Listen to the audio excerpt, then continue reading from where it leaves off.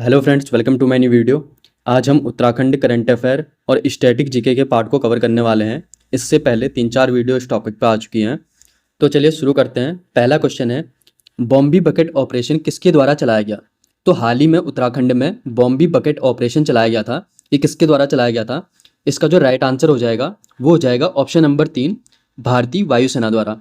भारतीय वायुसेना द्वारा हाल ही में उत्तराखंड में बॉम्बी बकेट ऑपरेशन चलाया गया था, क्योंकि जो नैनीताल के जंगल है वहाँ भीषण आग लग गई थी और उस आग पर काबू पाने के लिए भारतीय वायुसेना के द्वारा हेलीकॉप्टर की मदद से उसमें पानी डाला गया था और इस ऑपरेशन को बॉम्बी बकेट नाम दिया गया था। तो इस क्वेश्चन का जो राइट आंसर हो जाएगा वो हो जाएगा ऑप्शन नंबर 3, भारतीय वायुसेना द्वारा बॉम्बी बकेट ऑपरेशन चलाया गया था। क्वेश्चन नंबर दूसरा है, उत्तराखंड सेतु आयोग के उपाध्यक्ष कौन है? तो हाल ही में उत्तराखंड में सेतु आयोग का गठन किया गया है, क्योंकि जो उत्तराखंड में योजना आयोग था उसके बदले में अब उत्तराखंड में सेतु आयोग काम करता है और सरकार के थिंक टैंक के रूप में ये क्या करता है, काम करता है। और जो सेतु आयोग है इसका फुल फॉर्म क्या है? State institute of empowering and transforming Uttarakhand, इसका क्या है, फुल फॉर्म है। और जो इसके अध्यक्ष होते हैं वो कौन होते हैं? राज्य के मुख्यमंत्री इसके अध्यक्ष होते हैं। और जो वर्तमान समय में इसके उपाध्यक्ष हैं सेतु आयोग के, वो कौन है? इसका राइट आंसर हो जाएगा option number A, Rajshekhar Joshi. Uttarakhand में सेतु आयोग के वर्तमान उपाध्यक्ष कौन है? वो राजशेखर जोशी हैं, जबकि अध्यक्ष राज्य के मुख्यमंत्री इसके अध्यक्ष होते हैं। अब सेतु आयोग से रिलेटेड जो और क्वेश्चन पूछे जाते हैं वो देख लेते हैं। सबसे पहले, ये योजना आयोग के बदले जो राज्य योजना आयोग होता है उसके बदले उत्तराखंड में सेतु आयोग का गठन किया गया है और इसकी जो शुरुआत की गई थी 2023 में इसकी शुरुआत की गई थी। और इसका जो लक्ष्य निर्धारित किया गया है 2025 तक उत्तराखंड को सशक्त बनाना, इसका क्या है, लक्ष्य है सेतु आयोग का। तो मोस्ट इंपोर्टेंट क्वेश्चन है सेतु आयोग। क्वेश्चन नंबर 3 है, उत्तराखंड सरकार ने पिरूल लाओ पैसा कमाओ अभियान किस जिले से शुरू किया? तो हाल ही में उत्तराखंड सरकार ने पिरूल लाओ पैसा कमाओ अभियान शुरू किया है और ये किस जिले से इसकी शुरुआत की? इसका राइट आंसर हो जाएगा ऑप्शन नंबर 3, रुद्रप्रयाग से। रुद्रप्रयाग जिले से पिरूल लाओ पैसा कमाओ अभियान उत्तराखंड सरकार ने शुरू किया है, क्योंकि जो ये पिरूल होता है ये चीड़ के वृक्ष से प्राप्त किया जाता है और उत्तराखंड की जंगलों में आग लगने का ये एक क्या होता है, मुख्य कारण होता है। क्योंकि जो ये पिरूल होता है ये अति ज्वलनशील पदार्थ होता है और इसमें आग बहुत तेजी से पकड़ लेती है। तो उत्तराखंड की जो जंगलों में आग लगता है उसका एक मुख्य कारण पिरूल भी है। तो इसी आग पर नियंत्रण पाने के लिए उत्तराखंड सरकार ने पिरूल लाओ पैसा कमाओ अभियान को शुरू किया है उत्तराखंड में। और जो इसकी शुरुआत की गई है वो रुद्रप्रयाग जिले से की गई और 8 मई 2024 में इसकी शुरुआत हुई थी। क्वेश्चन नंबर 4 है, यूकॉस्ट के वर्तमान महानिदेशक कौन है? तो सबसे पहले तो हम यूकॉस्ट के बारे में देख लेते हैं कि यूकॉस्ट होता क्या है। तो उत्तराखंड में सरकार ने साइंस और टेक्नोलॉजी के क्षेत्र में जागरूकता लाने के लिए यूकॉस्ट का गठन किया है। इसका जो फुल फॉर्म होता है वो होता है उत्तराखंड विज्ञान एवं प्रौद्योगिकी परिषद, यूकॉस्ट का फुल फॉर्म होता है। और जो यूकॉस्ट है इसकी स्थापना राज्य में 21 फरवरी 2005 को इसकी स्थापना की गई थी। और जो यूकॉस्ट के वर्तमान महानिदेशक हैं वो कौन है? इसका राइट आंसर हो जाएगा ऑप्शन नंबर 3, दुर्गेश पंत। दुर्गेश पंत वर्तमान समय में यूकॉस्ट के महानिदेशक है। क्वेश्चन नंबर 5 है, हिमालय प्रहरी सम्मान पुरस्कार की शुरुआत किस वर्ष से की गई? तो उत्तराखंड सरकार के द्वारा हिमालय प्रहरी सम्मान पुरस्कार दिया जाता है और ये किसकी याद में दिया जाता है? सुंदरलाल बहुगुणा की याद में ये दिया जाता है और इनकी पुण्यतिथि के दिन ये पुरस्कार प्रदान किया जाता है। तो इस पुरस्कार की शुरुआत किस वर्ष से की गई थी? इस क्वेश्चन का राइट आंसर हो जाएगा ऑप्शन नंबर 3, 2022 से। 2022 से राज्य में हिमालय प्रहरी सम्मान पुरस्कार दिया जाता है। अब इस पुरस्कार से रिलेटेड जो और फैक्ट बनते हैं वो देख लेते हैं। जो उत्तराखंड राज्य का पहला हिमालय प्रहरी सम्मान पुरस्कार दिया गया था वो किसको दिया गया था?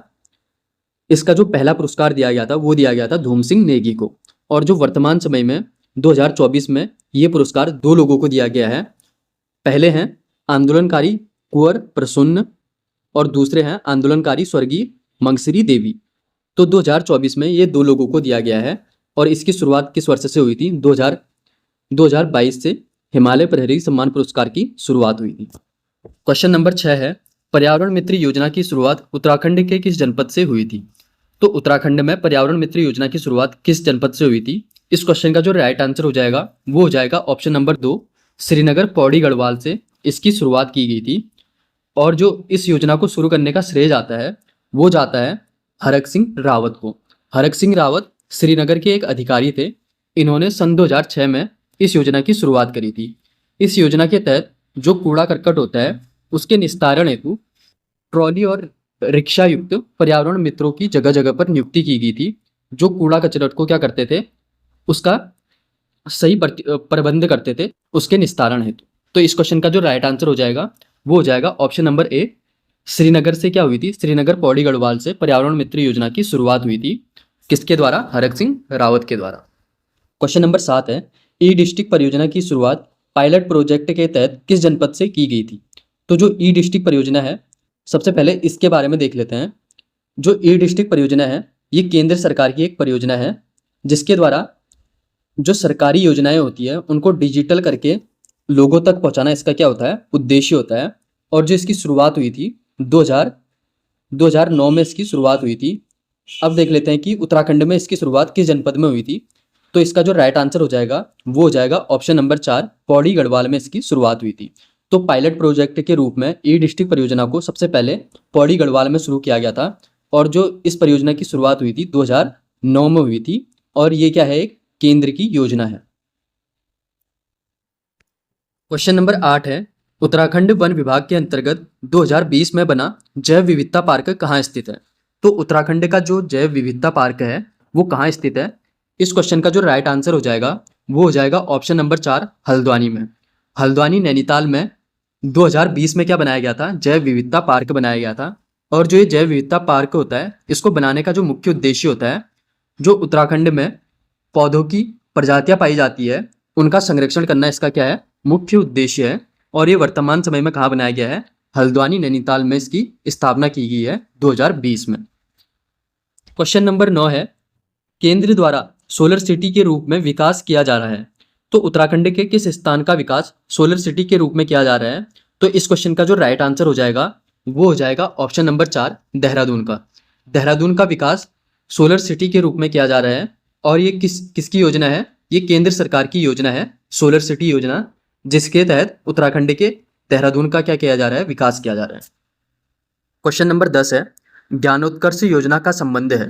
तो उत्तराखंड में एक योजना चलाई जा रही है, ज्ञानोत्कर्ष योजना। इसका संबंध किस चीज़ से है? ऑप्शन देख लेते हैं। ऑप्शन पहला है, प्रदेश के छात्रों को ISPCS की परीक्षा में मुफ्त कोचिंग उपलब्ध कराना। दूसरा ऑप्शन है, हर जिले में समृद्ध पुस्तकालय की स्थापना करना। तीसरा ऑप्शन है, सरकारी कर्मचारियों को व्यक्तिगत कंप्यूटर क्रय करने पर आसानी से ऋण उपलब्ध कराना। और चौथा ऑप्शन है, महाविद्यालयों में IT शिक्षा प्रदान करना। तो इस क्वेश्चन का जो राइट आंसर हो जाएगा कि ज्ञानोत्कर्ष योजना का संबंध किस चीज़ से है, इसका जो राइट आंसर होगा वो हो जाएगा ऑप्शन नंबर 3, सरकारी कर्मचारियों को व्यक्तिगत कंप्यूटर क्रय करने पर आसानी से ऋण उपलब्ध कराना क्या है, ज्ञानोत्कर्ष योजना का उद्देश्य है। एक इसी नाम से मिलती जुलती योजना उत्तराखंड में और शुरू की गई है, जिसका नाम है ज्ञानकोश योजना। जो ज्ञानकोश योजना है इसका संबंध क्या है, हर जिले में समृद्ध पुस्तकालय की स्थापना करना इसका उद्देश्य है।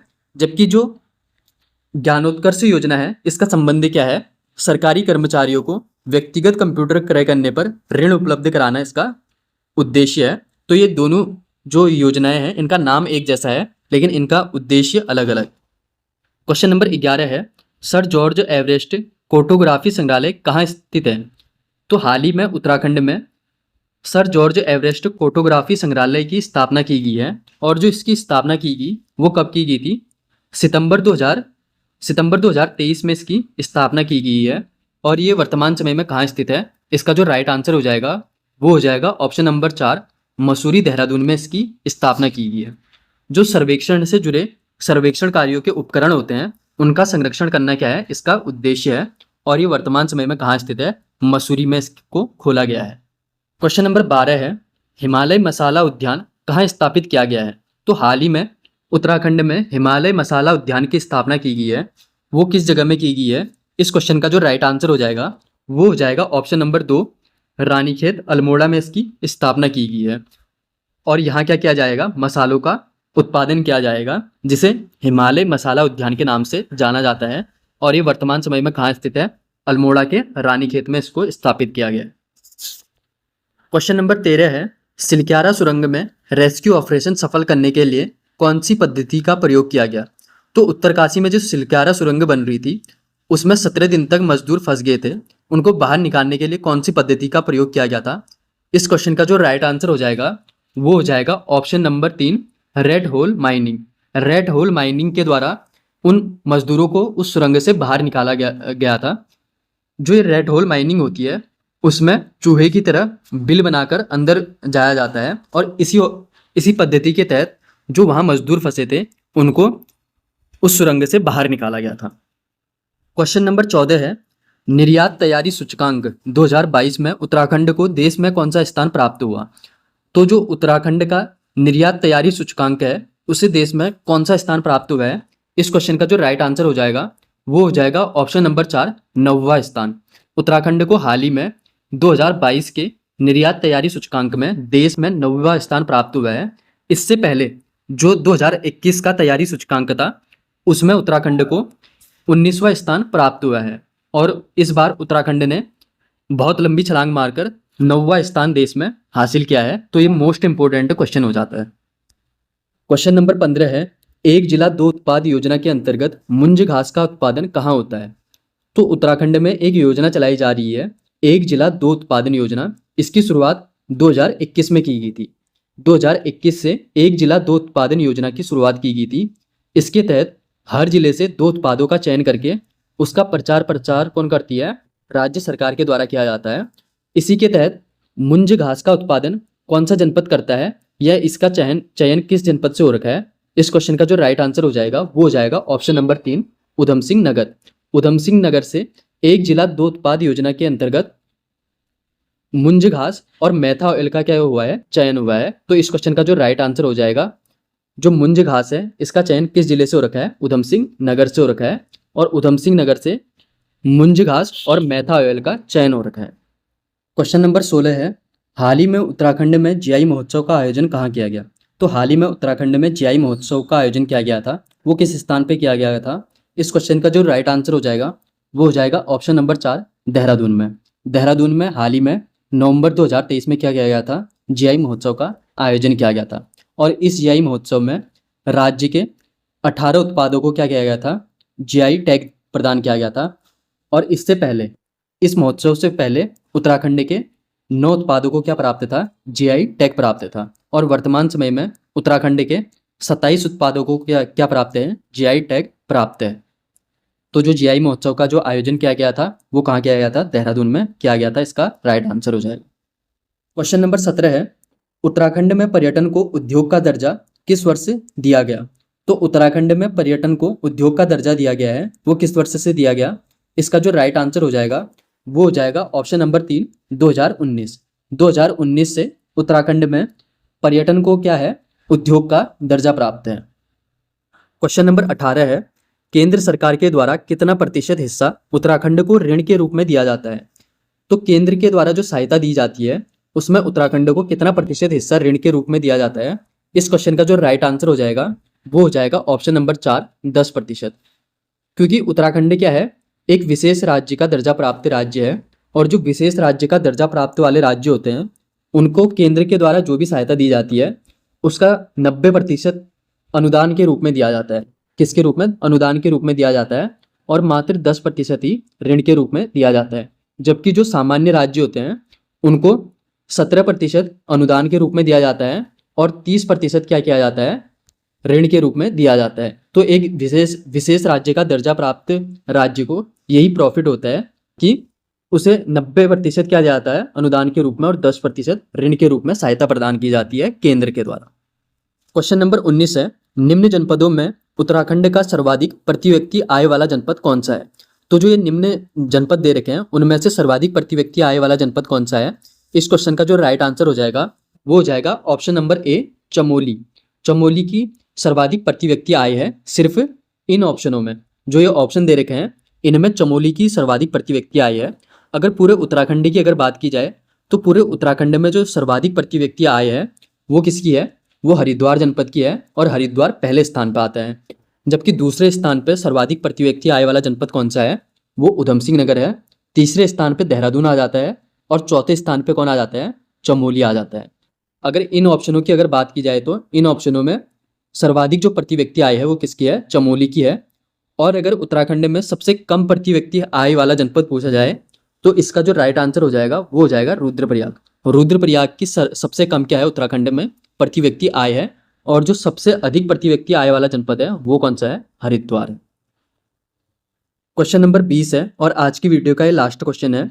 वीर चंद्र सिंह गढ़वाली योजना की शुरुआत किस वर्ष से की गई थी? तो उत्तराखंड में राज्य के युवा बेरोजगारों को पर्यटन के क्षेत्र में स्वरोजगार उपलब्ध कराने के लिए वीर चंद्र सिंह गढ़वाली योजना की शुरुआत की गई थी। और इस योजना की जो शुरुआत की गई थी इसका जो राइट आंसर हो जाएगा वो हो जाएगा ऑप्शन नंबर 2, 2002।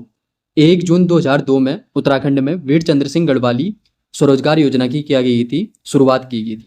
तो आज की वीडियो में हमने करंट अफेयर और स्टैटिक जीके से रिलेटिव कुछ इंपॉर्टेंट क्वेश्चनों को देखा। अब मिलते हैं नेक्स्ट वीडियो में।